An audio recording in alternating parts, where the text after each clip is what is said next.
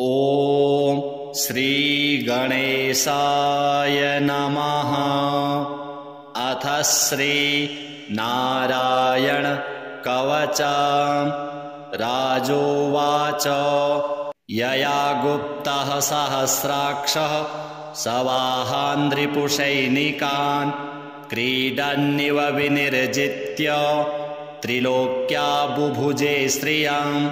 भगवस्तन्ममाख्याहि वर्म नारायणात्मकम्। यथा तथा इनः शत्रून् येन गुप्तो जयन्मृधे। श्रीशुक उवाच वृतः पुरोहितस्त्वाष्ट्रो महेन्द्रायानुपृच्छते नारायणाख्यं वरमाह तदिहैकमनः शृणु। विश्वरूप उवाच धौताङ्घ्रिपाणिराचम्य सपवित्र उदङ्मुखः कृतस्वाङ्गकरन्यासो मन्त्राभ्यां वाग्यतः शुचिः। नारायणमयं वरम सन्नह्येद्भय आगते पादयोर्जानुनोरुर्वोः उदरे हृद्यथोरसि मुखे शिरस्यानुपूर्व्याद ओङ्कारादीनि विन्यसेत्। ॐ नमो नारायणायेति विपर्ययमथापि वा करन्यासं ततः कुर्यात् द्वादशाक्षरविद्यया प्रणवादियकारान्तम् अङ्गुल्यङ्गुष्ठपर्वसु न्यसेत् हृदय ओङ्कारं विकारमनुमूर्धनि। षकारं तु भ्रुवोर्मध्ये णकारं शिखया दिशेत्। वेकारं नेत्रयोर्युञ्जान् नकारं सर्वसन्धिषु। मकारमस्त्रमुद्दिश्य मन्त्रमूर्तिर्भवेद्बुधः।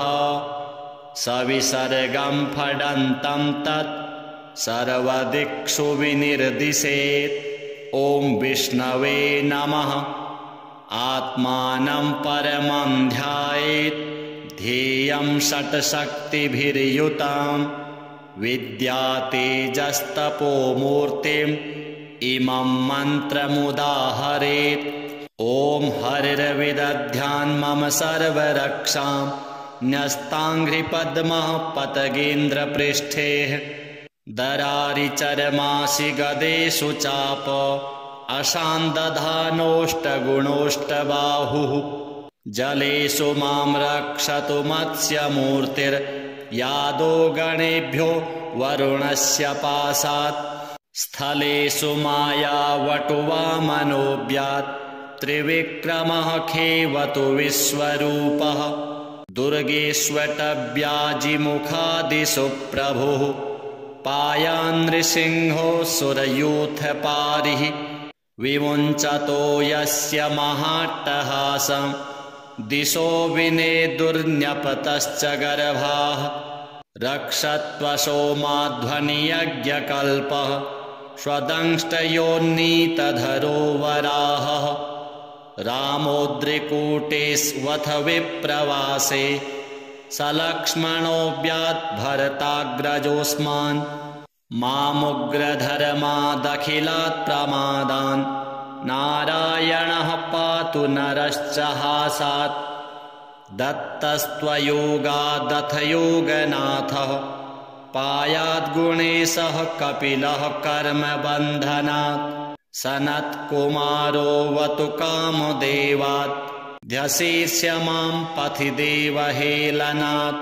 देवर्षिवर्यः पुरुषार्चनान्तरात् कूर्मो हरिर्मां निर्यादशेषात्।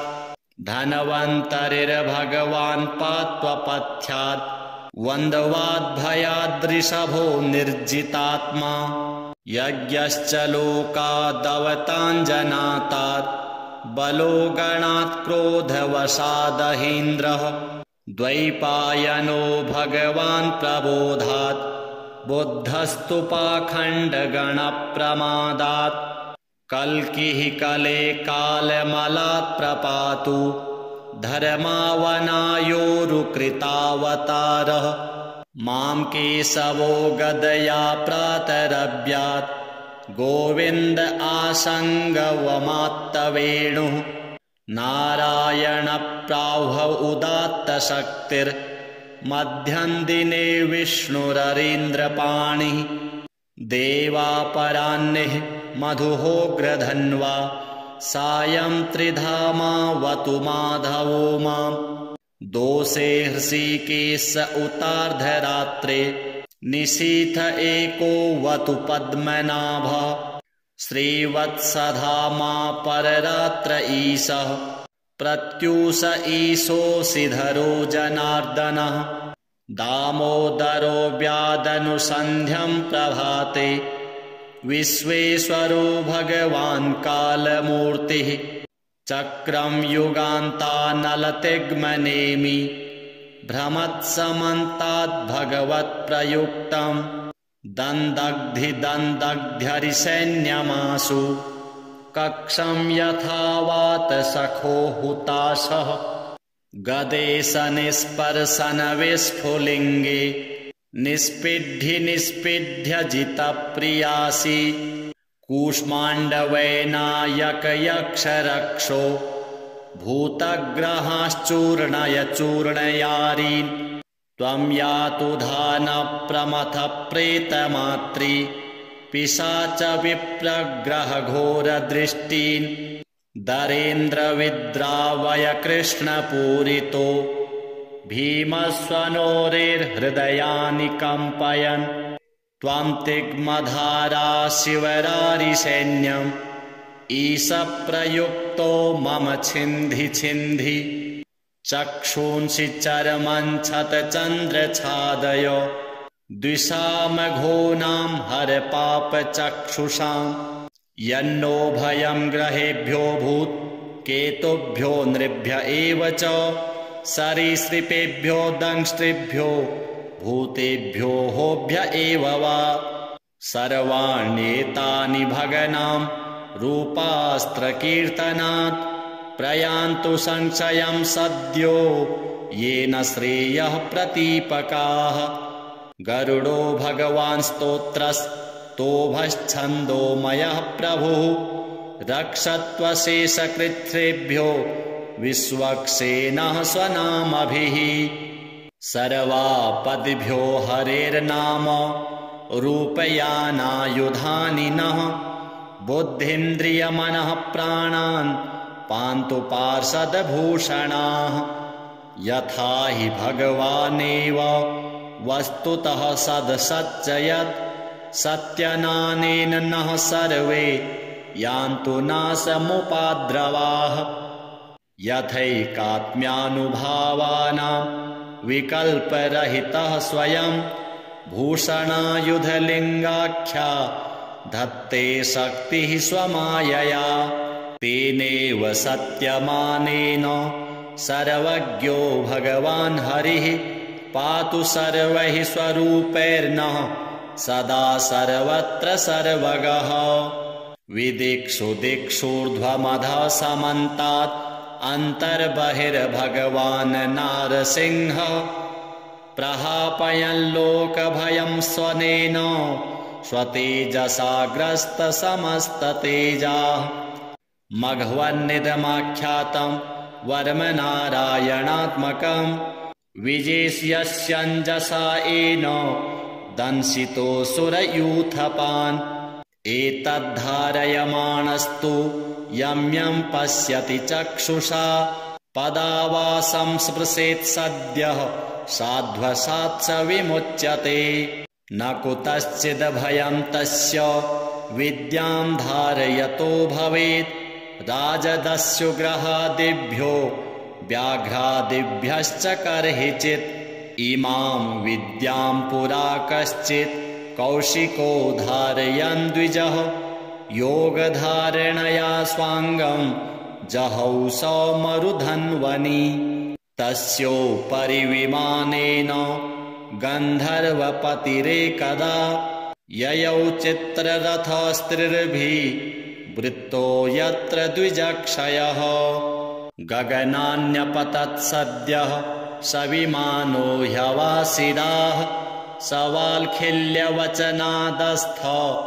इन्यादाय विस्मितः प्रास्य प्राची सरस्वत्यां स्नात्वा धाम स्वमन्वगात् श्रीशुक उवाच य इदं शृणुयात् काले यो धारयति चादृतः तं नमस्यन्ति भूतानि मुच्यते सर्वतो भयात् एतां विद्याम् अधिगतो विश्वरूपाच्छतक्रतुः त्रैलोक्यलक्ष्मीं बुभुजे विनिर्जित्य मृधे सुरान् श्रीनारायणार्पणमस्तु।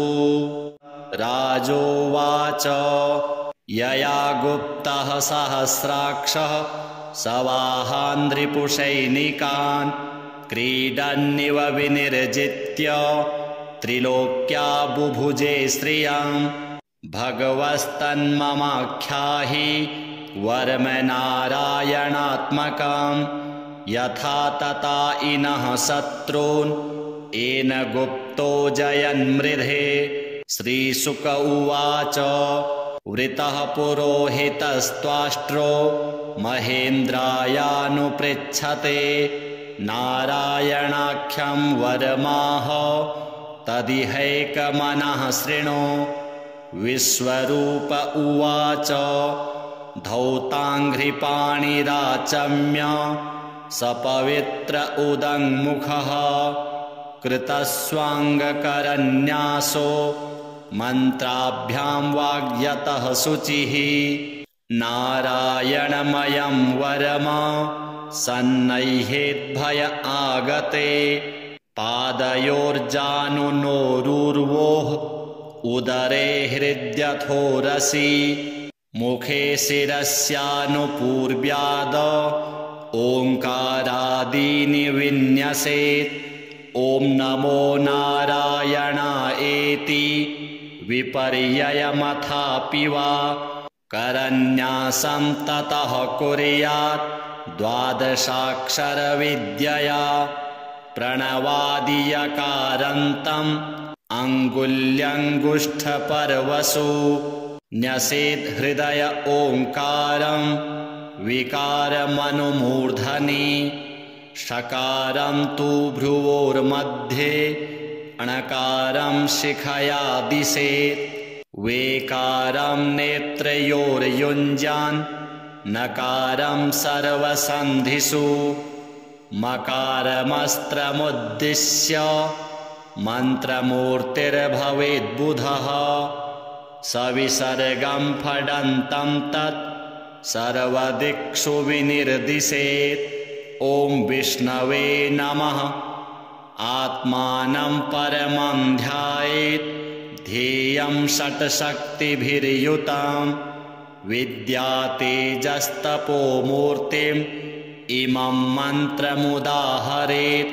ॐ हरिर्विदध्यान् मम सर्वरक्षां न्यस्ताङ्घ्रिपद्मः पतगेन्द्रपृष्ठे दरारिचर्मासि गदेषु चाप अशान्दधानोष्टगुणोष्टबाहुः जलेषु मां रक्षतु मत्स्यमूर्तिर्यादो गणेभ्यो वरुणस्य पाशात् स्थलेषु मायावटुवामनोऽव्यात् त्रिविक्रमः खेवतु विश्वरूपः दुर्गेष्वटव्याजिमुखादिषु प्रभुः पायान्नृसिंहो सुरयूथपारिः विमुञ्चतो यस्य महाट्टहासं दिशो विनेदुर्न्यपतश्च गर्भाः रक्षत्वशो माध्वनियज्ञकल्पः स्वदंष्टयोन्नीतधरो वराहः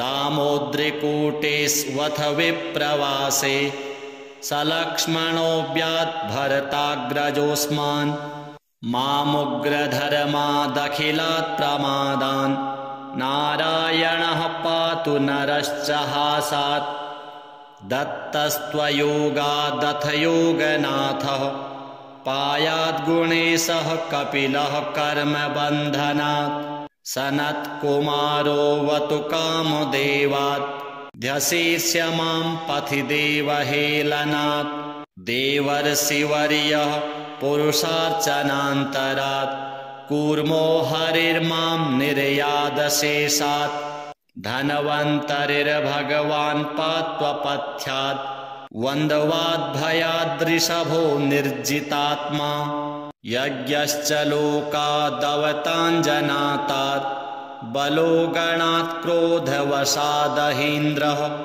द्वैपायनो भगवान् प्रबोधात् बुद्धस्तु पाखण्डगणप्रमादात् कल्किः कले कालमलात् प्रपातु धर्मावनायोरुकृतावतारः मां केशवो गदया प्रातरभ्यात् गोविन्द आसङ्गवमात्तवेणुः नारायणप्राह्व उदात्तशक्तिर्मध्यं दिने विष्णुररीन्द्रपाणिः देवापराह्निः मधुहोग्रधन्वा सायं त्रिधामावतु माधवो मां दोषे हृषीकेश उतार्धरात्रे निशीथ एको वतु पद्मनाभः श्रीवत्सधामा पररात्र ईशः प्रत्यूष ईशोऽसिधरो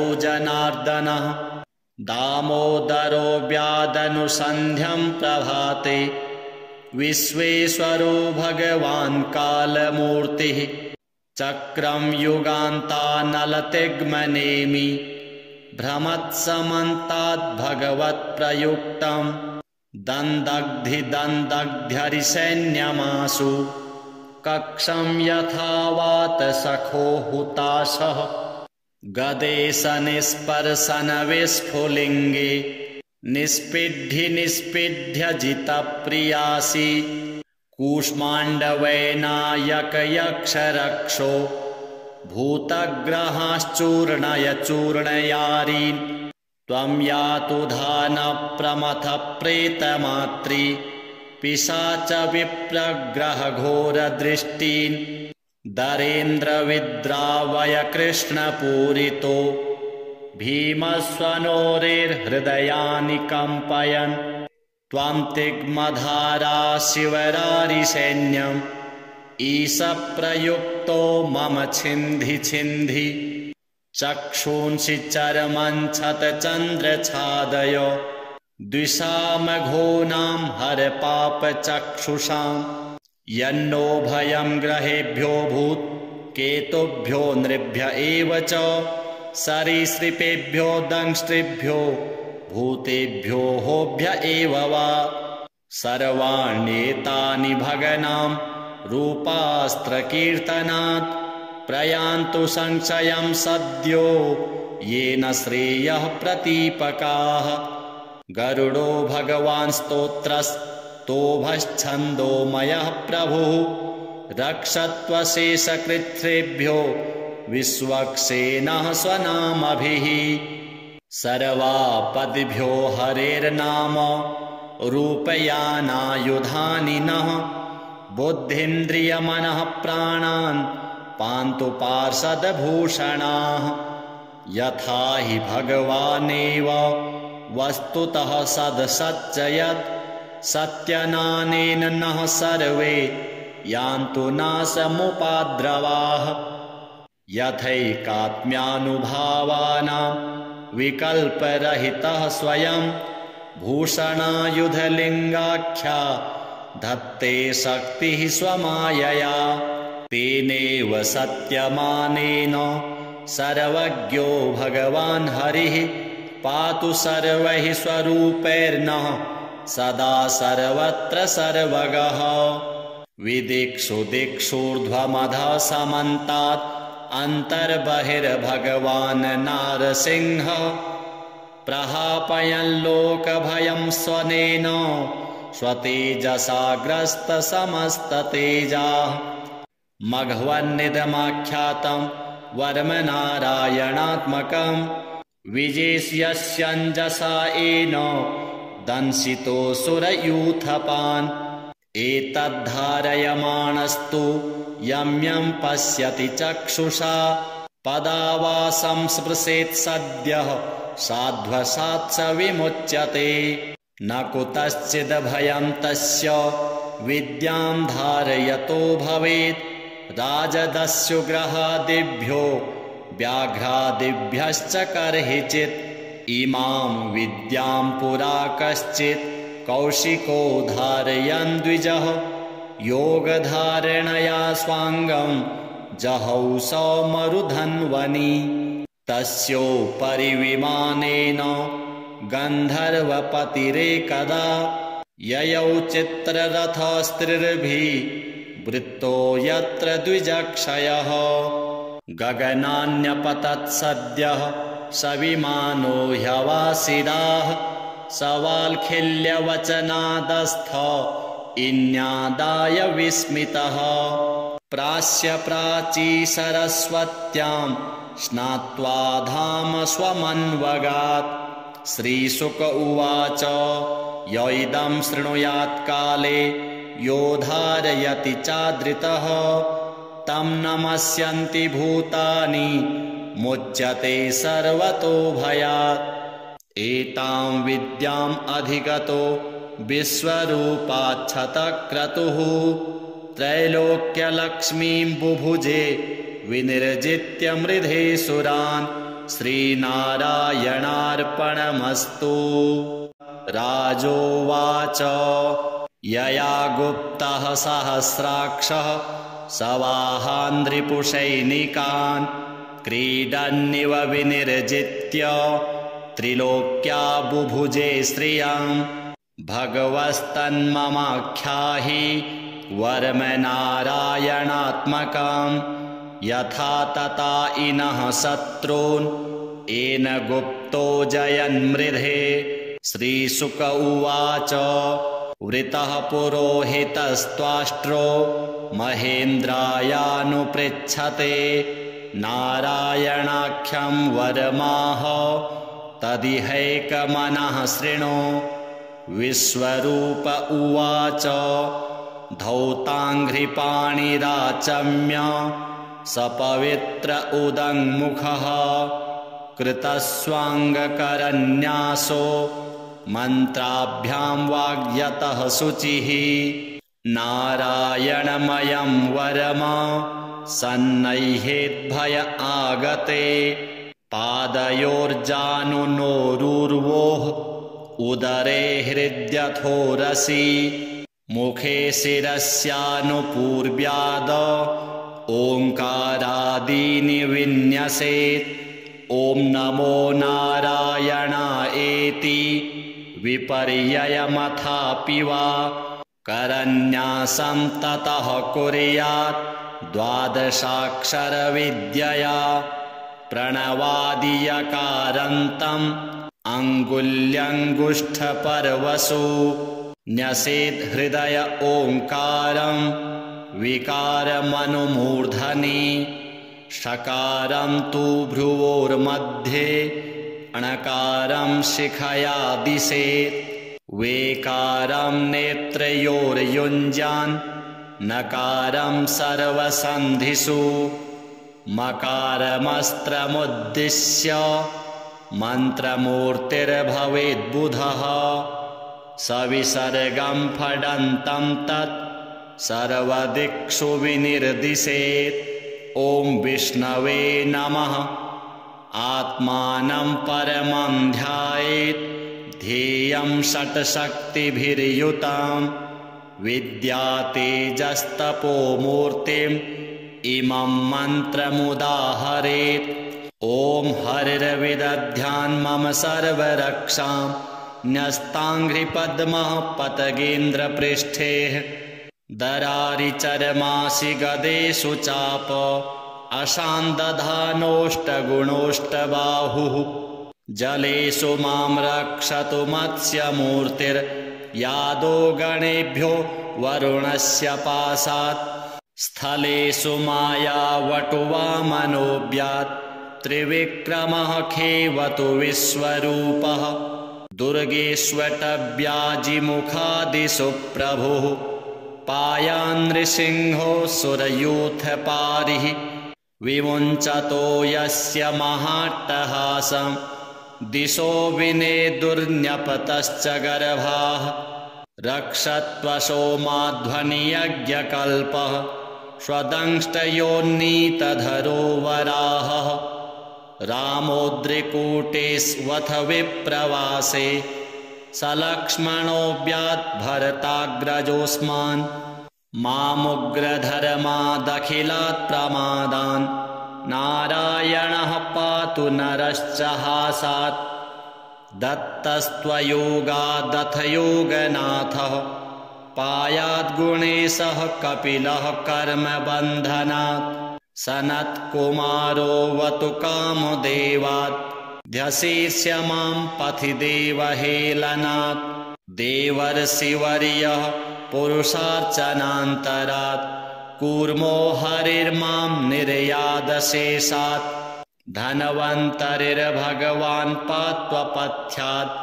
वन्द्वाद्भयाद्ऋषभो निर्जितात्मा यज्ञश्च लोकादवताञ्जनातात् बलो गणात् क्रोधवशादहीन्द्रः द्वैपायनो भगवान् प्रबोधात् बुद्धस्तु पाखण्डगणप्रमादात् कल्किः कले कालमलात् प्रपातु धर्मावनायोरुकृतावतारः मां केशवो गदया प्रातरव्यात् गोविन्द आसङ्गवमात्तवेणुः नारायणप्राह्व उदात्तशक्तिर्मध्यं दिने विष्णुररीन्द्रपाणिः देवापराह्निः मधुहोग्रधन्वा सायं त्रिधामावतु माधवो मां दोषे हृषीकेश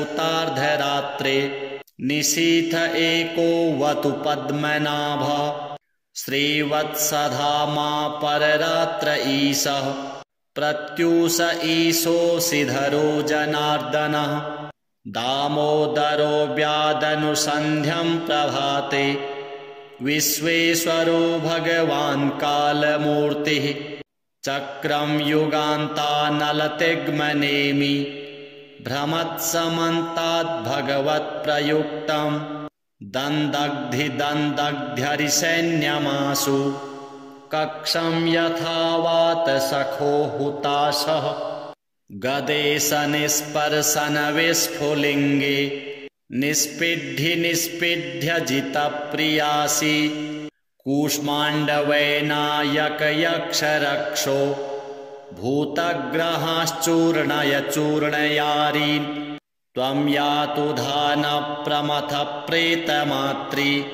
पिशाच विप्रग्रहघोरदृष्टीन् दरेन्द्रविद्रावय कृष्णपूरितो भीमस्वनोरेर्हृदयानि कम्पयन् त्वं तिग्मधारा शिवरारिसैन्यम् ईशप्रयुक्तो मम छिन्धि छिन्धि चक्षूंसि चरमञ्छतचन्द्रछादय द्विषामघोनां हरपापचक्षुषां यन्नो भयं ग्रहेभ्यो भूत् केतुभ्यो नृभ्य एव च सरीसृपेभ्यो दंष्ट्रिभ्यो भूतेभ्यो होभ्य एव वा सर्वाण्येतानि भगनां रूपास्त्रकीर्तनात् प्रयान्तु संशयं सद्यो येन श्रेयः प्रतीपकाः गरुडो भगवान् स्तोत्रस्तोभश्छन्दोमयः प्रभुः रक्षत्वशेषकृच्छ्रेभ्यो विश्वक्सेनः स्वनामभिः सर्वापदिभ्यो हरेर्नाम रूपयानायुधानि नः बुद्धीन्द्रियमनः प्राणान् पान्तु पार्षदभूषणाः यथा हि भगवानेव वस्तुतः सदसच्चयत् सत्यनानेन नः सर्वे यान्तु नाशमुपाद्रवाः यथैकात्म्यानुभावानां विकल्परहितः स्वयं भूषणायुधलिङ्गाख्या धत्ते शक्तिः स्वमायया। तेनेव सत्यमानेन सर्वज्ञो भगवान् हरिः पातु सर्वैः स्वरूपैर्नः सदा सर्वत्र सर्वगः। विदिक्षु दिक्षूर्ध्वमधः समन्तात् अन्तर्बहिर्भगवान् नारसिंहः प्रहापयन् लोकभयं स्वनेन स्वतेजसाग्रस्तसमस्ततेजाः। मघवन्निदमाख्यातं वर्मनारायणात्मकं विजेष्यस्यञ्जसा येन दंशितोऽसुरयूथपान्। एतद्धारयमाणस्तु यं यं पश्यति चक्षुषा पदावासं स्पृशेत् सद्यः साध्वसात् स विमुच्यते। न कुतश्चिद्भयं तस्य विद्यां धारयतो भवेत् राजदस्युग्रहादिभ्यो व्याघ्रादिभ्यश्च कर्हिचित्। इमां विद्यां पुरा कश्चित् कौशिको धारयन् द्विजः योगधारणया स्वाङ्गं जहौ सौमरुधन्वनि। तस्योपरि विमानेन गन्धर्वपतिरेकदा ययौ चित्ररथस्त्रिर्भिः वृत्तो यत्र द्विजक्षयः। गगनान्यपतत् सद्यः स विमानो ह्यवासिदाः सवाल्खिल्यवचनादस्थ इन्यादाय विस्मितः। प्रास्य प्राची सरस्वत्यां स्नात्वा धाम स्वमन्वगात्। श्रीशुक उवाच य इदं शृणुयात् काले यो धारयति चादृतः तं नमस्यन्ति भूतानि मुच्यते सर्वतो भयात्। एतां विद्याम् अधिगतो विश्वरूपाच्छतक्रतुः त्रैलोक्यलक्ष्मीं बुभुजे विनिर्जित्य मृधे सुरान्। श्रीनारायणार्पणमस्तु। राजोवाच यया गुप्तः सहस्राक्षः सवाहान्ध्रिपुषैनिकान् क्रीडन्निव विनिर्जित्य त्रिलोक्या बुभुजे श्रियं। भगवस्तन्ममाख्याहि वर्मनारायणात्मकं यथा तथा इनः शत्रून् येन गुप्तो जयन्मृधे। श्रीशुक उवाच वृतः पुरोहितस्त्वाष्ट्रो महेन्द्रायानुपृच्छते नारायणाख्यं वरमाह तदिहैकमनः शृणु। विश्वरूप उवाच धौताङ्घ्रिपाणिराचम्य सपवित्र उदङ्मुखः कृतस्वाङ्गकरन्यासो मन्त्राभ्यां वाग्यतः शुचिः। नारायणमयं वरम सन्नह्येद्भय आगते पादयोर्जानुनोरुर्वोः उदरे हृद्यथोरसि मुखे शिरस्यानुपूर्व्याद ओङ्कारादीनि विन्यसेत्। ॐ नमो नारायणायेति विपर्ययमथापि वा करन्यासं ततः कुर्यात् द्वादशाक्षरविद्यया प्रणवादियकारान्तम् अङ्गुल्यङ्गुष्ठपर्वसु न्यसेत् हृदय ओङ्कारं विकारमनुमूर्धनि। षकारं तु भ्रुवोर्मध्ये णकारं शिखया दिशेत्। वेकारं नेत्रयोर्युञ्जान् नकारं सर्वसन्धिषु। मकारमस्त्रमुद्दिश्य मन्त्रमूर्तिर्भवेद्बुधः सविसर्गं फडन्तं तत् सर्वदिक्षु विनिर्दिशेत्। ॐ विष्णवे नमः। आत्मानं परमं ध्यायेत् ध्येयं षट्शक्तिभिर्युतां विद्यातेजस्तपोमूर्तिम् इमं मन्त्रमुदाहरेत्। ॐ हरिर्विदध्यान् मम सर्वरक्षां न्यस्ताङ्घ्रिपद्मः पतगेन्द्रपृष्ठे दरारिचर्मासि गदेषु चाप अशान्दधानोष्टगुणोष्टबाहुः जलेषु मां रक्षतु मत्स्यमूर्तिर्यादो गणेभ्यो वरुणस्य पाशात् स्थलेषु मायावटुवामनोऽव्यात् त्रिविक्रमः खेवतु विश्वरूपः दुर्गेष्वटव्याजिमुखादिषु प्रभुः पायान्नृसिंहो सुरयूथपारिः विमुञ्चतो यस्य महाट्टहासं दिशो विनेदुर्न्यपतश्च गर्भाः रक्षत्वसोमाध्वनियज्ञकल्पः स्वदंष्टयोन्नीतधरो वराहः रामोद्रिकूटेष्वथ विप्रवासे सलक्ष्मणोऽव्यात् भरताग्रजोऽस्मान् मामुग्रधर्मादखिलात् प्रमादान् नारायणः पातु नरश्च हासात् दत्तस्त्वयोगादथ योगनाथः पायाद्गुणेशः कपिलः कर्मबन्धनात् सनत्कुमारोऽवतु कामदेवात् ध्यशीर्ष्य मां पथि देवहेलनात् देवर्षिवर्यः पुरुषार्चनान्तरात् कूर्मो हरिर्मां निर्यादशेषात् धन्वन्तरिर्भगवान् पात्वपथ्यात् वन्द्वाद्भयाद्रिषभो निर्जितात्मा यज्ञश्च लोकादवताञ्जनातात् बलो गणात् क्रोधवशादहीन्द्रः द्वैपायनो भगवान् प्रबोधात् बुद्धस्तु पाखण्डगणप्रमादात् कल्किः कले कालमलात् प्रपातु धर्मावनायोरुकृतावतारः मां केशवो गदया प्रातरव्यात् गोविन्द आसङ्गवमात्तवेणुः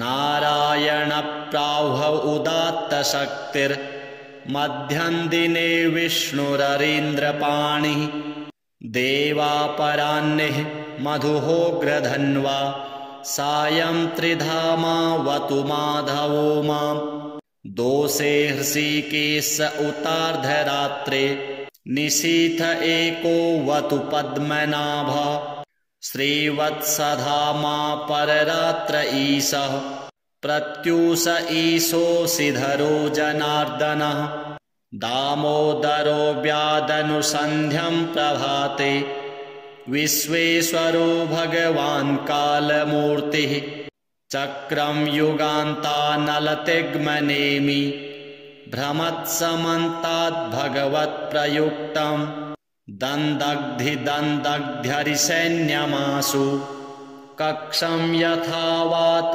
सखो हुताशः गदेशनिस्पर्शनविस्फुलिङ्गे निष्पिड्ढ्य जितप्रियासि कूष्माण्डवैनायकयक्षरक्षो भूतग्रहाश्चूर्णय चूर्णयारीन् त्वं यातु धानप्रमथप्रेतमात्री पिशाच विप्रग्रहघोरदृष्टीन् दरेन्द्रविद्रावय कृष्णपूरितो भीमस्वनोरेर्हृदयानि कम्पयन् त्वं तिग्मधारा शिवरारिसैन्यम् ईशप्रयुक्तो मम छिन्धि छिन्धि चक्षूंसि चर्मञ्छतचन्द्रछादय द्विषामघोनां हरपापचक्षुषां यन्नो भयं ग्रहेभ्यो भूत् केतुभ्यो नृभ्य एव च सरीसृपेभ्यो दंष्ट्रिभ्यो भूतेभ्यो होभ्य एव वा सर्वाण्येतानि भगनां रूपास्त्रकीर्तनात् प्रयान्तु संशयं सद्यो येन श्रेयः प्रतीपकाः गरुडो भगवान् स्तोत्रस्तोभश्छन्दोमयः प्रभुः रक्षत्वशेषकृच्छ्रेभ्यो विश्वक्सेनः स्वनामभिः सर्वापदिभ्यो हरेर्नाम रूपयानायुधानि नः बुद्धीन्द्रियमनः प्राणान् पान्तु पार्षदभूषणाः यथा हि भगवानेव वस्तुतः सदसच्चयत् सत्यनानेन नः सर्वे यान्तु नाशमुपाद्रवाः यथैकात्म्यानुभावानां विकल्परहितः स्वयं भूषणायुधलिङ्गाख्या धत्ते शक्तिः स्वमायया तेनेव सत्यमानेन सर्वज्ञो भगवान् हरिः पातु सर्वैः स्वरूपैर्नः सदा सर्वत्र सर्वगः विदिक्षु दिक्षूर्ध्वमधः समन्तात् अन्तर्बहिर्भगवान् नारसिंहः प्रहापयन् लोकभयं स्वनेन स्वतेजसाग्रस्तसमस्ततेजाः मघवन्निदमाख्यातं वर्मनारायणात्मकं विजेष्यस्यञ्जसा येन दंशितोऽसुरयूथपान् एतद्धारयमाणस्तु यं यं पश्यति चक्षुषा पदावासं स्पृशेत् सद्यः साध्वसात् स विमुच्यते न कुतश्चिद्भयं तस्य विद्यां धारयतो भवेत् राजदस्युग्रहादिभ्यो व्याघ्रादिभ्यश्च कर्हिचित् इमां विद्यां पुरा कश्चित् कौशिको धारयन् द्विजः योगधारणया स्वाङ्गं जहौ सौमरुधन्वनि तस्योपरि विमानेन गन्धर्वपतिरेकदा ययौ चित्ररथस्त्रिर्भिः वृत्तो यत्र द्विजक्षयः गगनान्यपतत् सद्यः सविमानो ह्यवासिदाः सवाल्खिल्यवचनादस्थ इन्यादाय विस्मितः प्रास्य प्राची सरस्वत्यां स्नात्वा धाम स्वमन्वगात् श्रीशुक उवाच य इदं शृणुयात् काले यो धारयति चादृतः तं नमस्यन्ति भूतानि मुच्यते सर्वतो भयात् एतां विद्याम् अधिगतो विश्वरूपाच्छतक्रतुः त्रैलोक्यलक्ष्मीं बुभुजे विनिर्जित्य मृधे सुरान् श्रीनारायणार्पणमस्तु राजोवाच यया गुप्तः सहस्राक्षः सवाहान्ध्रिपुषैनिकान् क्रीडन्निव विनिर्जित्य त्रिलोक्या बुभुजे श्रियं भगवस्तन्ममाख्याहि वर्मनारायणात्मकं यथा तथा इनः शत्रून् येन गुप्तो जयन्मृधे श्रीशुक उवाच वृतः पुरोहितस्त्वाष्ट्रो महेन्द्रायानुपृच्छते नारायणाख्यं वरमाह तदिहैकमनः शृणु विश्वरूप उवाच धौताङ्घ्रिपाणिराचम्य सपवित्र उदङ्मुखः कृतस्वाङ्गकरन्यासो मन्त्राभ्यां वाग्यतः शुचिः नारायणमयं वरम सन्नह्येद्भय आगते पादयोर्जानुनोरुर्वोः उदरे हृद्यथोरसि मुखे शिरस्यानुपूर्व्याद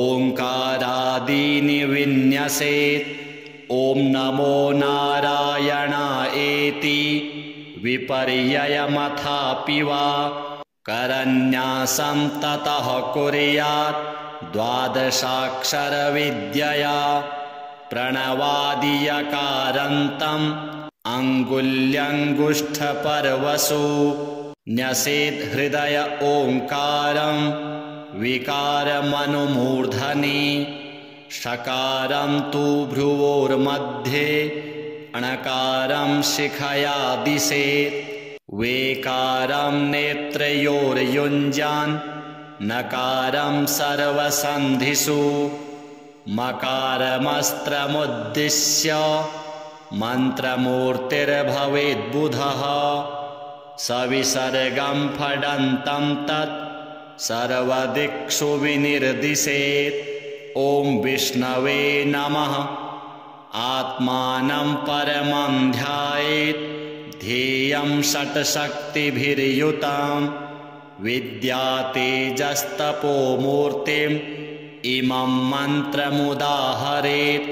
ॐ हरिर्विदध्यान् मम सर्वरक्षां न्यस्ताङ्घ्रिपद्मः पतगेन्द्रपृष्ठे दरारिचर्मासि गदेषु चाप अशान्दधानोष्टगुणोष्टबाहुः जलेषु मां रक्षतु मत्स्यमूर्तिर्यादो गणेभ्यो वरुणस्य पाशात् स्थलेषु मायावटुवामनोऽव्यात् त्रिविक्रमः खेवतु विश्वरूपः दुर्गेष्वटव्याजिमुखादिषु प्रभुः पायान्नृसिंहो सुरयूथपारिः विमुञ्चतो यस्य महाट्टहासं दिशो विनेदुर्न्यपतश्च गर्भाः रक्षत्वसोमाध्वनियज्ञकल्पः स्वदंष्टयोन्नीतधरो वराहः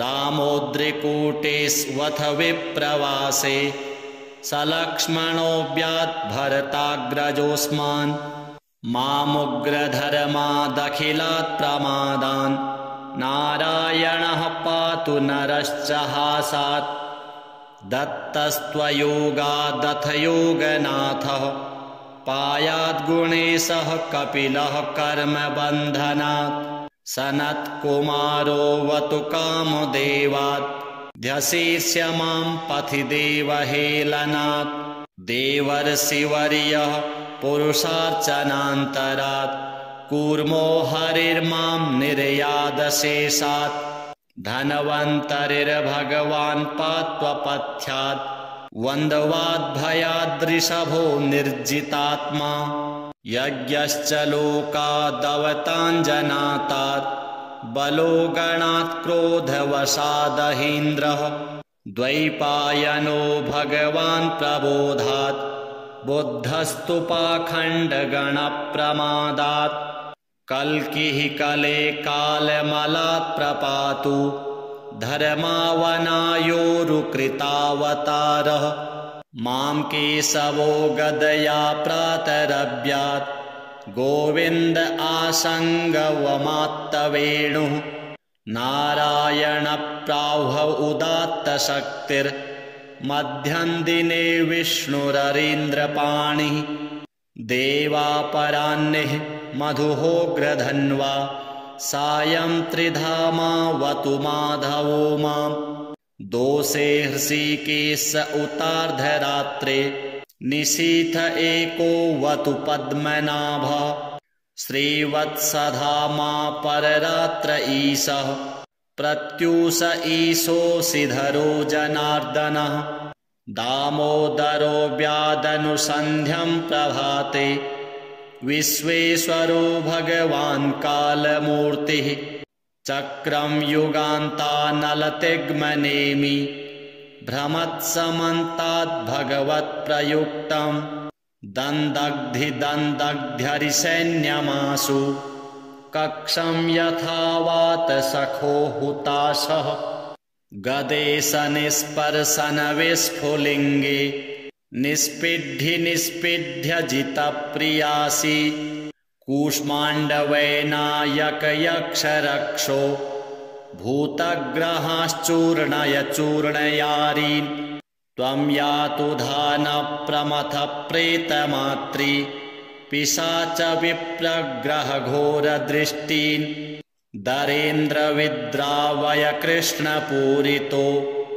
भीमस्वनोरेर्हृदयानि कम्पयन् त्वां तिग्मधारा शिवरारिसैन्यम् ईशप्रयुक्तो मम छिन्धि छिन्धि चक्षूंसि चरमञ्छतचन्द्रछादय द्विषामघोनां हरपापचक्षुषाम् यन्नो भयं ग्रहेभ्यो भूत् केतुभ्यो नृभ्य एव च सरीसृपेभ्यो दंष्ट्रिभ्यो भूतेभ्यो होभ्य एव वा सर्वाण्येतानि भगनां रूपास्त्रकीर्तनात् प्रयान्तु संशयं सद्यो येन श्रेयः प्रतीपकाः गरुडो भगवान् स्तोत्रस्तोभश्छन्दोमयः प्रभुः रक्षत्वशेषकृच्छ्रेभ्यो विश्वक्सेनः स्वनामभिः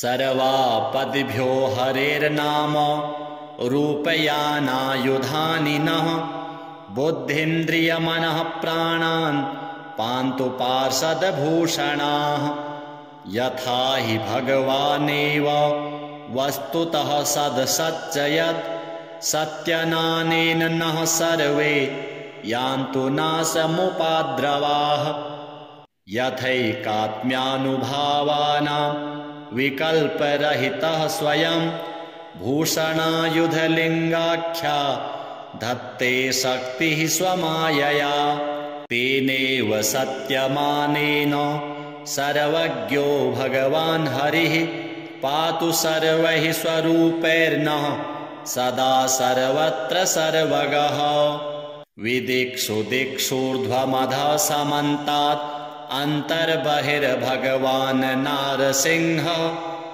प्रहापयन् लोकभयं स्वनेन स्वतेजसाग्रस्तसमस्ततेजाः मघवन्निदमाख्यातं वर्मनारायणात्मकं विजेष्यस्यञ्जसा येन दंशितोऽसुरयूथपान् एतद्धारयमाणस्तु यं यं पश्यति चक्षुषा पदावासं स्पृशेत् सद्यः साध्वसात् स विमुच्यते न कुतश्चिद्भयं तस्य विद्यां धारयतो भवेत् राजदस्युग्रहादिभ्यो व्याघ्रादिभ्यश्च कर्हिचित् इमां विद्यां पुरा कश्चित् कौशिको धारयन् द्विजः योगधारणया स्वाङ्गं जहौ सौमरुधन्वनि तस्योपरि विमानेन